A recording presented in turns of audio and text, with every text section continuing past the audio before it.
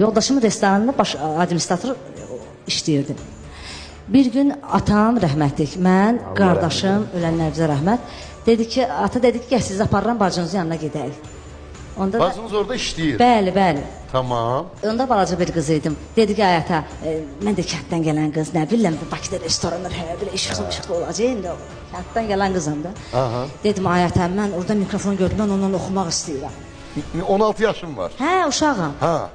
Gördüm bir dənə göyçək oğlan. Dəhşət də göyçək. Başa düşmədim adə, boy.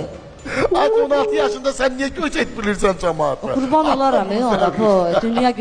Dünyada ən gözəl oğlandı. Bax, şəkili də var. Boy ona, boy sənin başına. Yaraşıq deyil, yaraşıq. Sən Allah düzgə bura bir dənə. Bir dənə bax, dayan orada. O mənim 2 dənə igidimin atasıdır. Aha, yox bax, insan kimi demirəm. Həyat yoldaşınızda 11'lik. Bir dənə orada dayan belə, üzü belə. Murat Boz yoxsa bu? Bu estağfurullah, sən naməhrəmə get varasın. Yox, görüntüdə, görünüşdə dedim axı. Şəkil. Yox, xarici yox, bax, həyat yoldaşı kimi demirəm. Sən onu heç kimə dəyişməzsən, onu bilirəm. Yox, həyat yoldaşı kimi demirəm, o başqa. Onun heç sualını vermərəm. Murat Boz'un ev skeleti oxşayan şey, kişi belə olur. Ya sonra Antoni Banderas yoxsa sənki? Adı yox, sən Allah'ı söhbət elə. Boy Allah sana qurban. Ağır, bütün naməhrəmləri yığdın hamısını kişinin yanında, sən Allah bəstə.